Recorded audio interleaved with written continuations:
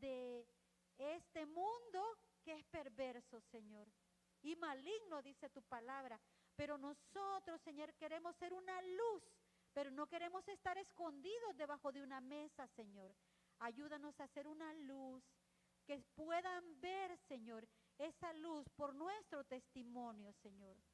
Mi Dios, en esta noche quiero clamarte, Señor, por esos países que han recibido esos terremotos que les ha sucedido en sus naciones, Señor.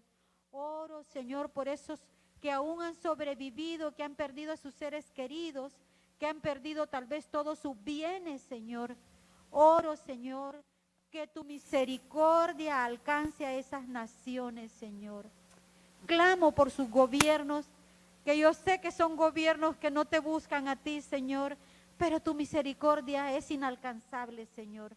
Oro por esas personas, Señor, que aún han quedado vivas, pero que necesitan reconocer, mi Dios, que tú eres el Dios omnipotente, todopoderoso, que les has permitido estar aún con vida, Señor.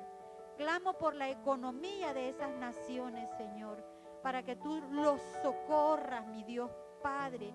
Y ruego, Señor, por que aún pueda ser que tengan réplicas, mi Dios, pero que tu misericordia esté con ellos, Señor. Oro por nuestra nación, Señor, porque tú tengas compasión de las almas perdidas, mi Dios.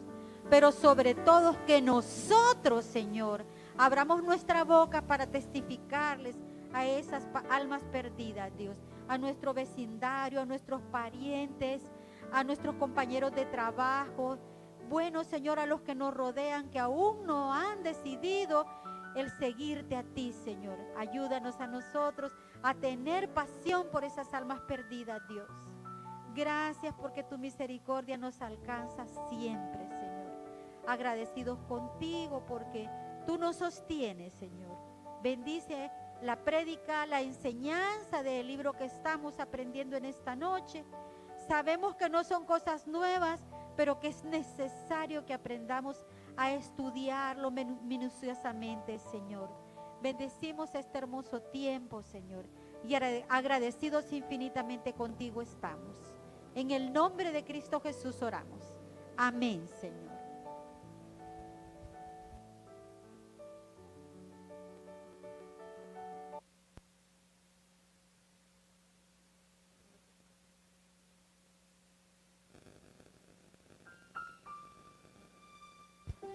Sean todos bienvenidos a la casa de Dios, un miércoles más. Voy a pedirles que se puedan poner en pie.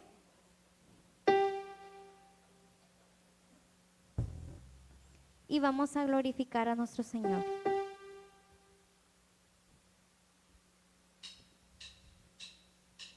Ayúdenme aquí con sus palmas.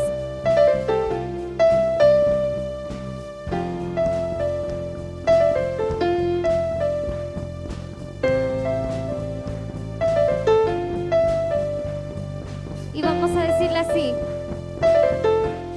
Espíritu Santo, bienvenido a este lugar.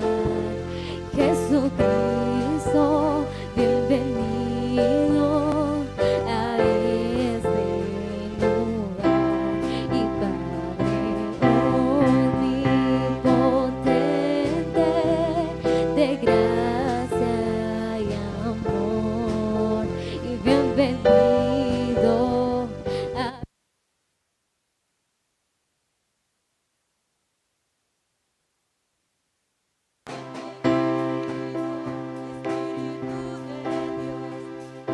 gloria solo a ti, Señor.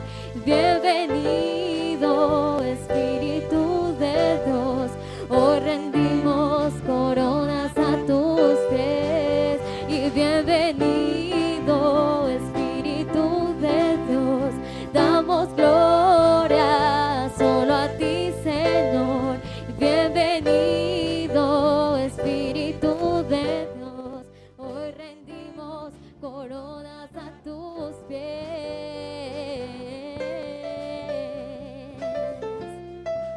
Hoy rendimos coronas a tus pies, Jesús. Y hoy exaltamos tu nombre en esta noche, Jesús. Dígale a Él. Bienvenido a este lugar. Jesucristo, bienvenido a este lugar. Y Padre omnipotente, de gracia y amor, y bienvenido a este lugar. Y bienvenido Espíritu de Dios, damos gloria solo a ti, Señor. Y bienvenido Espíritu de Dios, hoy rendimos coronas a tus pies. Y bienvenido Espíritu de Dios, damos gloria solo a ti, Señor. Y bienvenido Espíritu de Dios, hoy rendimos coronas a tus pies. Hoy nos gozamos en tu presencia, Jesús.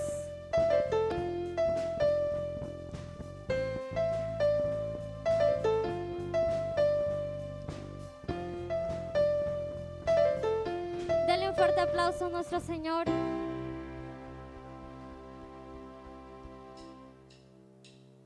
Ayúdame aquí con sus palmas.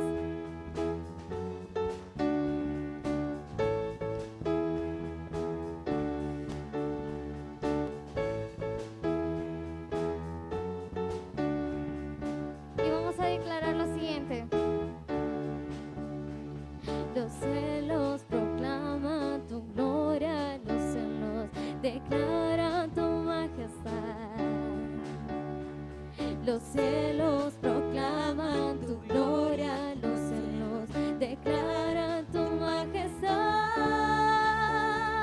Y cómo no he de alabarte, oh Dios, si has sido todo para mí, todo para mí.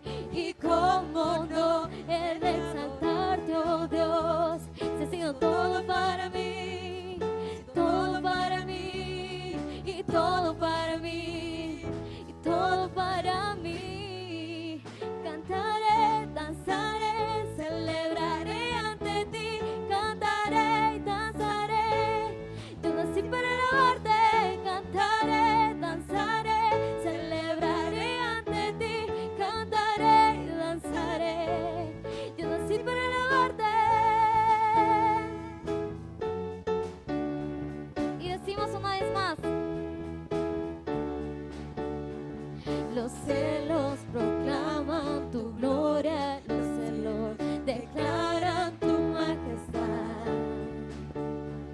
Los cielos proclaman tu gloria, los cielos declaran tu majestad.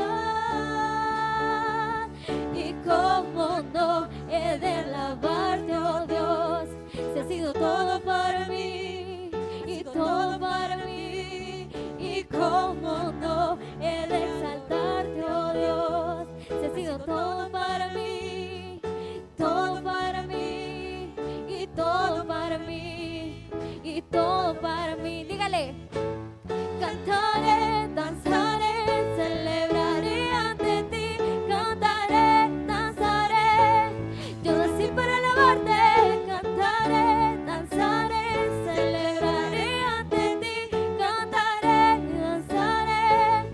Yo nací para alabarte y cantaré, danzaré, celebraré ante ti, cantaré y danzaré. Yo nací para alabarte. Nacimos para alabarte, Jesús. Te adoramos a ti, Jesús. Dale un fuerte aplauso a nuestro Señor. Y dale gracias, Señor, porque nos permitiste adorarte, Señor, en esta noche. En el nombre de Jesús, amén y amén. Que el Señor les bendiga. Pueden tomar asiento.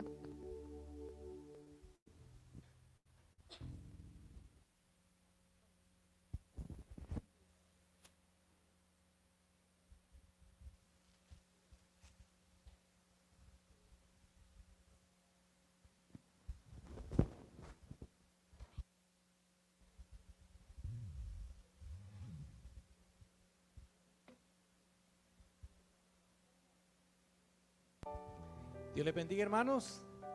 Bienvenidos a la casa del Señor. A los que nos acompañan también a través de la internet, les damos una bendición también especial. Esta noche, hermanos, seguimos con el libro de Filipenses y vamos a continuar en el capítulo 2.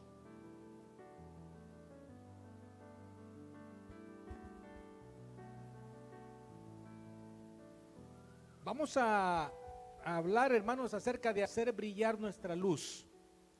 Dígale al hermano que tiene a la par, haga brillar su luz.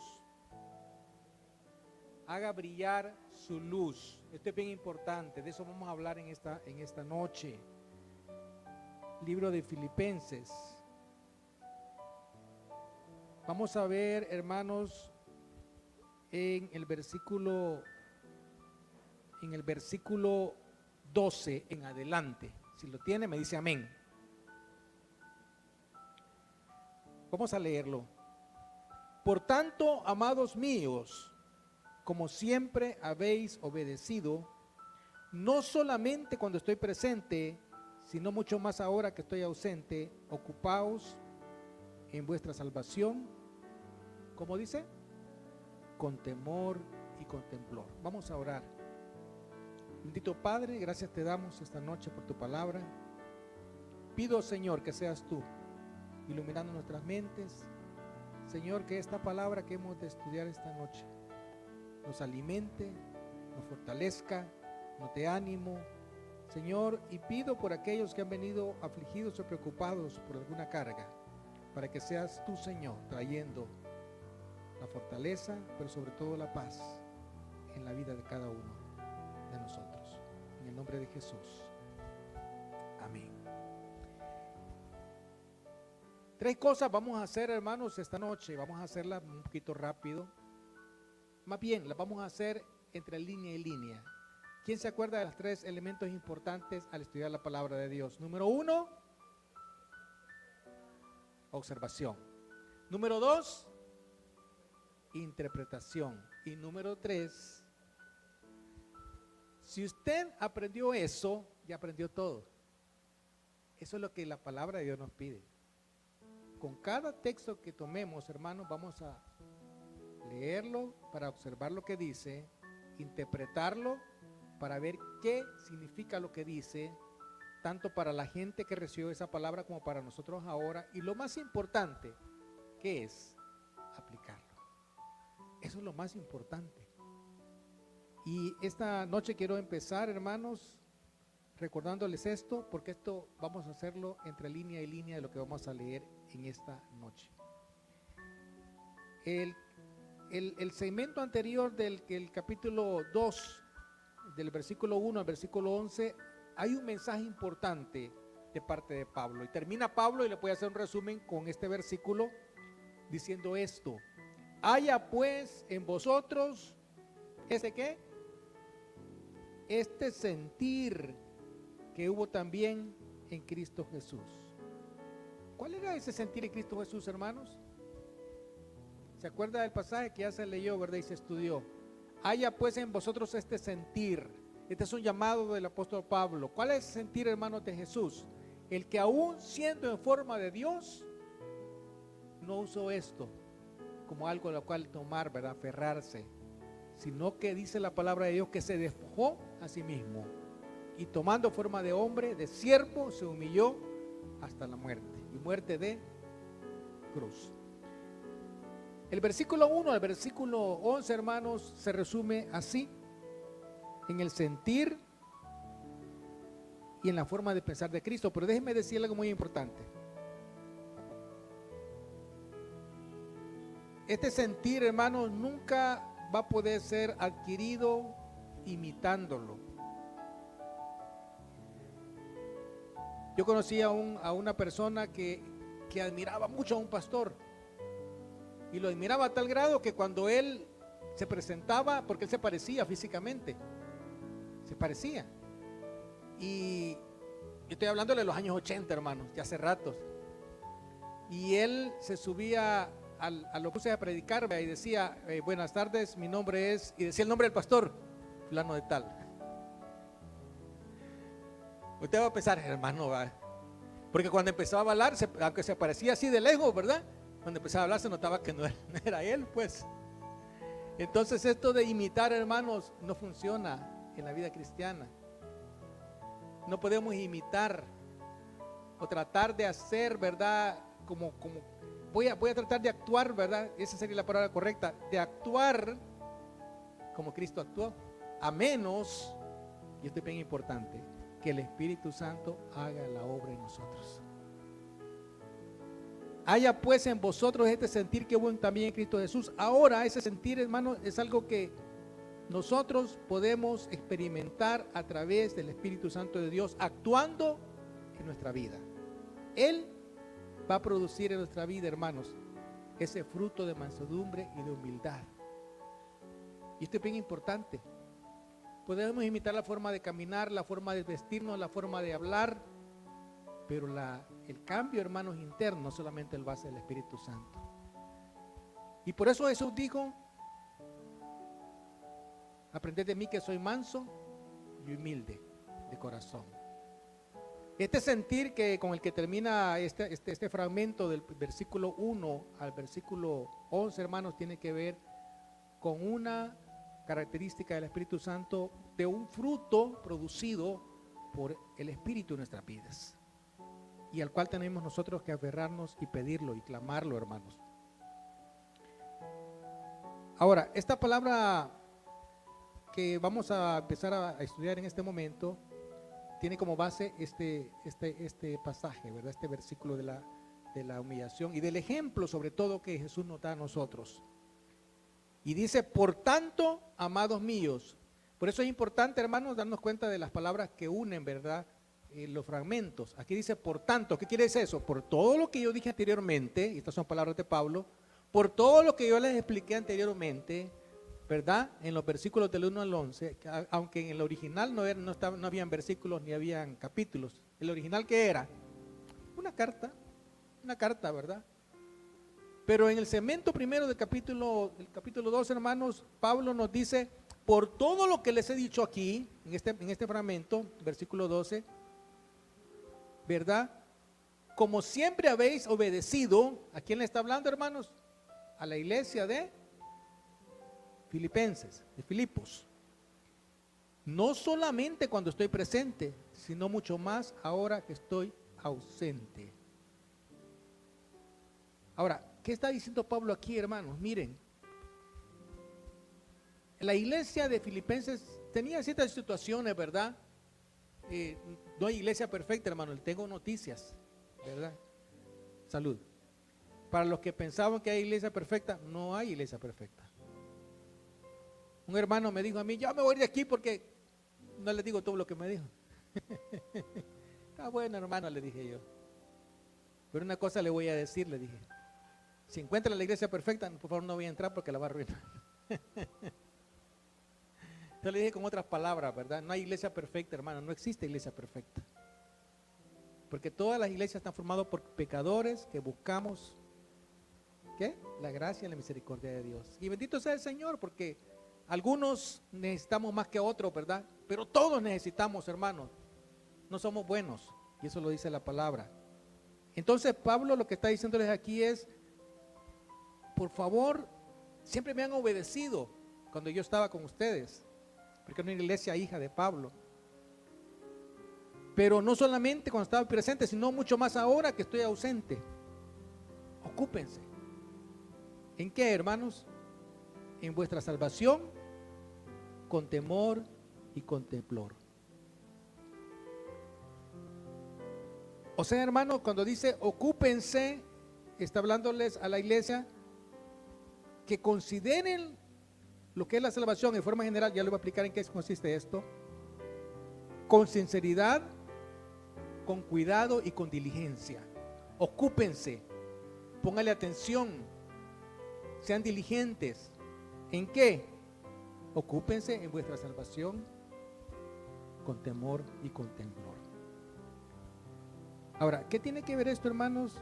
Y esta es una pregunta importante. Una niña estaba en la iglesia y le dice a la mamá: mira, mamá, leyendo este versículo, lo que dice el pastor, oí lo que dice, ocúpense en vuestra salvación. Quiere decir, mamá, que si yo no me puedo ocupar en algo que no se ha ocupado de mí antes, quiere decir que si yo me voy a ocupar en la salvación, es que la salvación se ocupó de mí antes. Y le dice la mamá, tenés razón. Porque dice el siguiente versículo, porque Dios es el que vosotros produce así el querer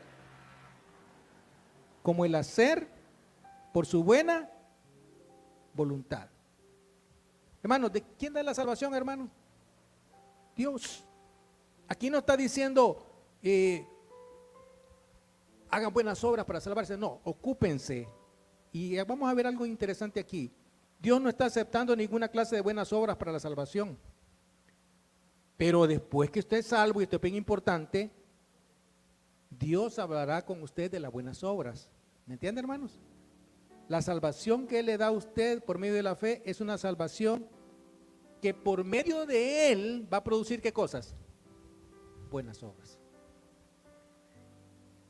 Hay un personaje del Renacimiento, Juan Calvino. Él dijo una cosa bien interesante. La fe sola salva, pero la fe que salva, ¿cómo dice? No está sola.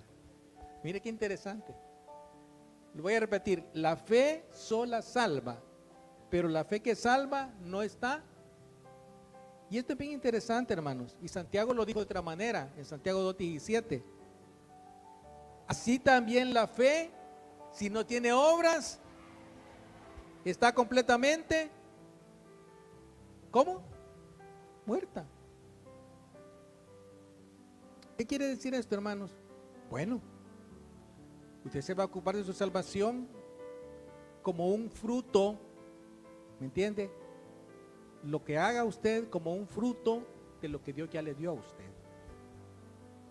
Y no lo va a hacer para ganarse algo de parte de Dios, no, lo va a hacer, hermano, porque Dios ya le dio la salvación, ya es salvo. Va a ocuparse, hermanos, en realmente demostrar con sus obras lo que usted ha dicho quizás con su boca. Y es bien importante aquí señalar esto porque solamente Dios conoce el corazón de cada uno de nosotros. Alguno dirá, mire, si tiene fe, lo que dice Santiago, y yo tengo obras, muéstrame tu fe sin tus obras, y yo te mostraré mi fe por mis obras. Solo Dios puede ver el corazón, hermano, y solo Dios sabe si la fe que yo tengo es una fe que salva, o la fe que usted tiene y cree es una fe que salva. Pregunto, ¿cómo va a saber la persona que no conoce a Jesús que la fe que yo tengo salva o no? Por mis obras. Bien sencillo.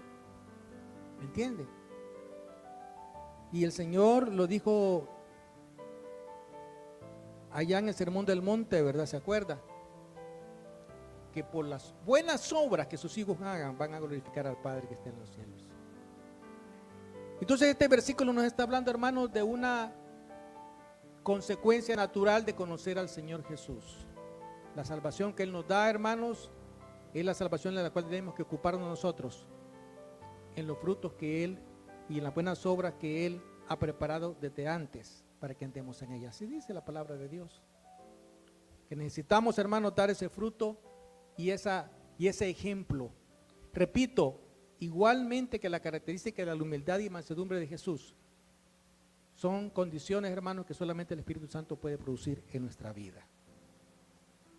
Amén. Versículo 14. Él sigue dando la instrucción, hermanos. Termina con la instrucción aquí. Porque Dios es el que en vosotros produce así el querer como el hacer por su buena voluntad. Y eso incluye la salvación y todo lo demás. Versículo 14. A continuación dice: haced todo sin murmuraciones ni discusiones. Hay una cosa que yo siempre he dicho. Si a alguien le dan un cargo, por favor, para desarrollarlo en la iglesia, y usted no está de acuerdo o no quiere, por favor, mejor diga que no. Ya ha pasado que hermanos dicen, mire, yo quiero servir en un ministerio, lo vamos a poner aquí, y él no dice nada, ¿verdad? pero en el fondo no quiere. ¿Cómo hace las cosas entonces a esta persona? De mala gana. A todo le ve defecto, ¿verdad? A todo. Es que mire la hermana, el hermano. ¿Me entiende? Cualquier parecido que hayan oído usted, cosas así, ¿verdad? Porque dice la palabra, y esto no es nuevo, hermanos. Ellos ya tenían este problema en la iglesia. Hacían cosas murmurando, sí lo voy a hacer, pero mire que... ¿Y por qué no me ayudan ellos? ¿Y por qué solo a mí? Y sin discusiones, dice. Usted no debe aceptar, hermano, ningún cargo ni responsabilidad en la iglesia y en ninguna organización cristiana tampoco, si se va a quejar por tener que hacer ese trabajo. Por favor, no lo acepte. No lo haga. Haga su trabajo, hermanos, sin quejas, sin contiendas y entendiendo que es un privilegio de Dios. Cualquier cosa que hagamos en la iglesia para el Señor es un gran privilegio. Y cualquier cosa que hagamos para el Señor fuera de aquí, en nombre del Señor, es un gran privilegio también. Y no tenemos que andarlo divulgando ni diciéndolo, ¿verdad? Porque la palabra de Dios dice, cuando oramos, ¿verdad? Dice Él que Él ve lo que hacemos y nos va a recompensar, ¿verdad? Ve nuestro corazón, hermano. Y nos va a recompensar lo que hacemos en privado. Y lo que oramos en privado, dice el Señor, en nuestra vida propia, Él va a recompensarnos en público. Versículo 15. Para que seáis, aquí hay más indicaciones, más órdenes, diría yo, más recomendaciones que eran más dadas por un padre espiritual como era Pablo, ¿verdad? Para que seáis irreprochables y sencillos. ¿Qué es irreprochable, hermanos? Una persona irreprochable es a la cual usted no le puede sacar ningún defecto. ¿Me entiende? Y no estoy diciendo que es perfecta. Estoy diciendo que es una persona que tiene buen testimonio. Pero dice, y sencillos. Y quizás aquí nos cuesta mucho, ¿verdad? Y por eso Pablo termina este bloque diciendo, por favor, el mismo sentir de Jesús tiene que haber en nosotros también. Mansedumbre y sencillez. Hijos de Dios sin mancha en medio de una generación maligna y perversa, en medio de la cual, ¿cómo dice?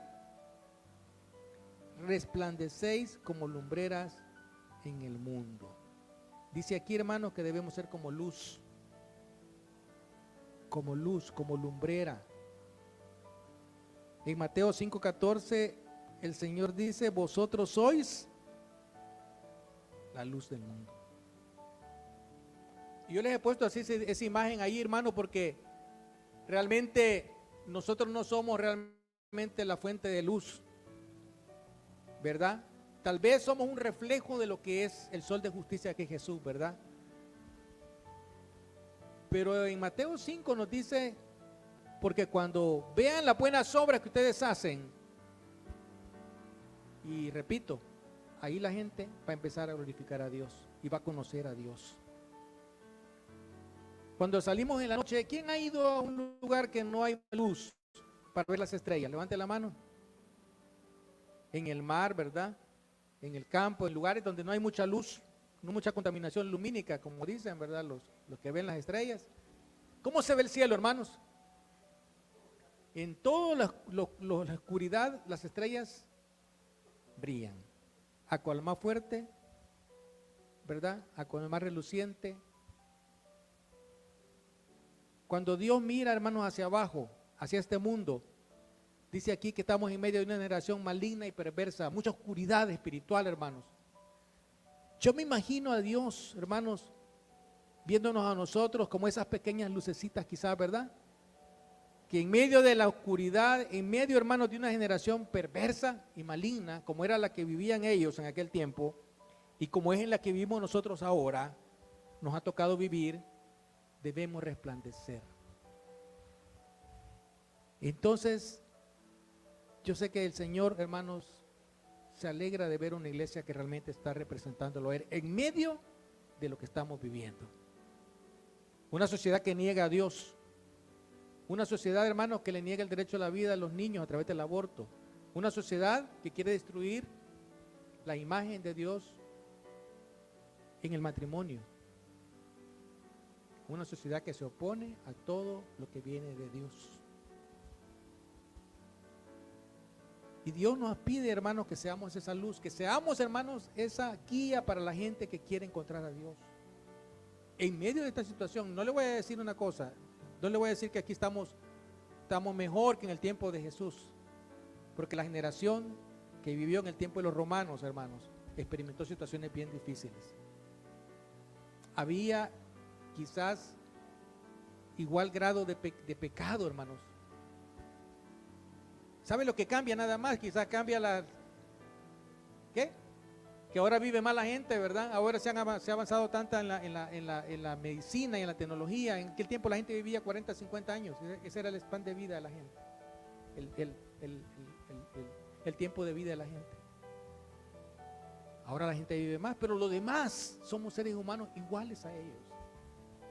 Y la iglesia de Filipos, hermanos, había aprendido a hacer la diferencia en medio de su sociedad. Pregunto, ¿cuál diferencia hacemos nosotros en medio de la sociedad?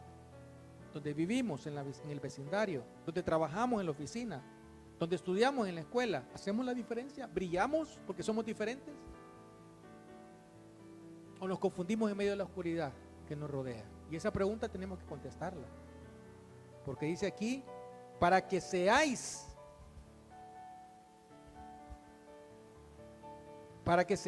irreprochables y sencillos, hijos de Dios sin mancha, en medio de una generación, hermanos, maligna y perversa. Si nos ha tocado vivir, y quizás nuestros hijos que están aquí, les va a tocar aún más duro, pero tienen que ver ellos un ejemplo en nosotros, para que de alguna manera también ellos puedan brillar, y que ellos vean que sí se puede hacer la diferencia, que sí se puede vivir de una manera sencilla e irreprochable, para hacer luz ante la gente que lo necesita. ¿Tiene usted vecinos que necesitan al Señor? Levante la mano. ¿Quiénes tienen vecinos que necesitan al Señor? Todos. Aún familiares, hermanos, que no conocen al Señor. ¿Qué nos toca, hermanos? Ser luz para ellos. Yo quiero desafiarlo para que tenga una oportunidad usted, y cuando se le presente este día o mañana, alumbre para el Señor, de una palabra de vida. Haga una obra que bendiga a las personas. Porque a veces para llegar a la gente, para que conozca al Señor, hermano, necesitamos hacer una obra. Y a veces no tiene nada que ver con el evangelio, ¿verdad? Ayudarles con algo, no sé.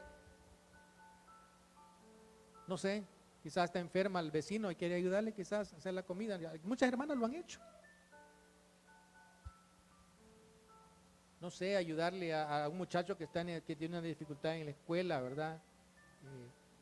Dios le va a poner oportunidades para que usted pueda hacer luz en medio de la oscuridad y llevar esa palabra de parte del Señor. Versículo 16. Asidos de la palabra, ¿de qué? De vida. Vamos a hacer todo esto que estamos hablando, hermanos, agarrados de la palabra de vida. ¿Cuál es la palabra de vida? Es la palabra de Dios, todo es la palabra de Dios. Para que en el día de Cristo, dice Pablo, yo pueda gloriarme de que no he corrido en vano, ni en vano he trabajado. La luz y la vida están relacionadas aquí, hermanos, se fijan. Cuando exponemos y compartimos la palabra de Dios, la palabra de vida, somos esas luces que la gente necesita. Pablo se alegraba, hermano, cuando oía que los creyentes estaban compartiendo su fe, cuando oía que los filipenses, hermanos, estaban haciendo buenas obras. Él se alegraba. Y estos creyentes, hermanos, estaban cerca del corazón de Pablo, porque acuérdense que se habían convertido por la obra de Pablo. Por eso es que él habla, hermanos, de gloriarse, ¿verdad? Dice él que no puedo gloriarme de que no he corrido en vano. Gracias al Señor, dice Pablo, yo veo fruto en ustedes. ¿Sabe qué es lo que Dios quiere ver en nosotros, hermanos? Fruto que permanezca. Pero la clave está en esa parte que dice, ¿ha sido de qué? De la palabra. Dice la palabra de Dios en Juan 15, ¿se acuerda? Que si permanecéis en mí, vamos a llevar ¿qué? Mucho fruto. Separados de mí, no podemos hacer nada.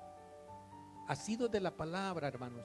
Y me gusta esto porque la palabra es vida y es luz. Y la palabra, repito, no se predica solo con la boca, también con el testimonio y con las buenas obras que podemos hacer. Versículo 17. Y aunque sea derramada como libación sobre el sacrificio y servicio de vuestra fe, me gozo y regocijo con todos vosotros. Este es uno de los versículos más bonitos que se pueden encontrar, y ya les voy a explicar por qué. Porque este versículo nos ilustra, hermanos, lo que es la vida cristiana, o lo que debería ser la vida cristiana. Lo que Pablo está diciendo aquí, hermanos, y está hablando, vamos a hablar un poquito de lo que es esto de la libación. La libación consistía, hermanos, bien fácil, en derramar un líquido sobre el sacrificio, que podía ser aceite, podía ser vino, podía ser agua. Agua, me va a decir, pues agua, sí, agua.